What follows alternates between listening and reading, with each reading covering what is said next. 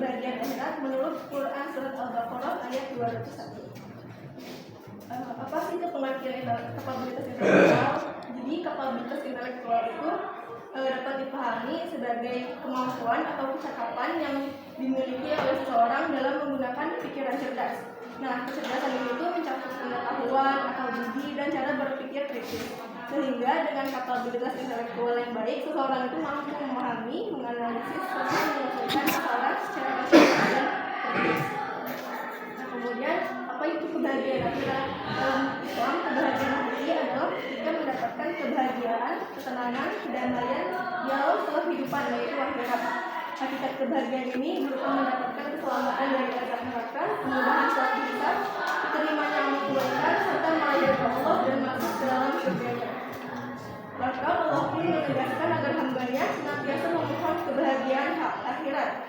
Hal ini tercermin dalam Quran surat Al-Baqarah ayat 201 yang berbunyi, A'udzu billahi minasyaitonir rajim.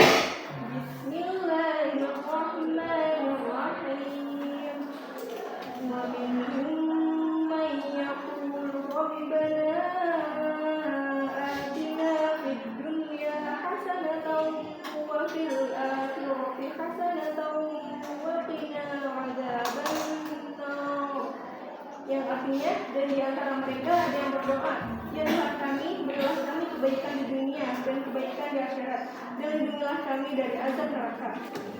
Pesan moral yang dapat diambil dari Quran surat Al-Baqarah ayat 201 ini adalah agar manusia itu senantiasa memohon dan berusaha meraih kebaikan secara seimbang, tidak hanya kebaikan di dunia, tetapi juga kebaikan di akhirat. Ayat ini sangat menekankan pentingnya kesejahteraan lahir batin, kesehatan, rezeki yang halal, amal soleh, ilmu yang bermanfaat, serta keselamatan dari azab neraka. Kemudian adapun hubungan antara kapabilitas intelektual dengan kebahagiaan akhirat itu adalah karena untuk meraih kebahagiaan akhirat itu diperlukan adanya iman yang kokoh, amal kebaikan, dan sikap yang sesuai dengan ketentuan syariat. Nah, disinilah peran kapabilitas intelektual itu. Sebab dengan intelektualitas, seseorang dapat menelaah ayat Al-Quran dan hadis secara mendalam, sehingga mampu membedakan kebenaran dari kesesatan, serta memilih amal dan sikap yang sesuai dengan syariat. Hal tersebutlah yang nanti akan mendorong tingkat keikhlasan, kualitas ilmu, dan ketepatan dalam menjalankan syariat, yang menjadi faktor utama meraih ridha Allah dan kebahagiaan abadi di akhirat. Dan untuk upaya atau cara untuk meraih kapabilitas intelektual dalam rangka untuk meraih kebahagiaan akhirat itu kuncinya sederhana dan hanya satu, yaitu dengan menuntut ilmu. Karena hanya dengan ilmu lah seorang muslim itu dapat memperoleh pengetahuan, meningkatkan taraf berpikir, dan memperluas wawasannya.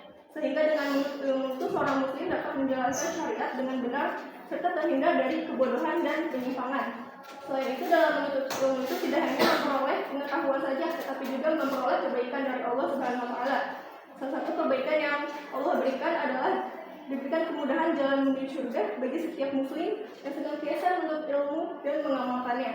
Hal ini sejalan dengan hadis dari Abu Hurairah radhiyallahu anhu.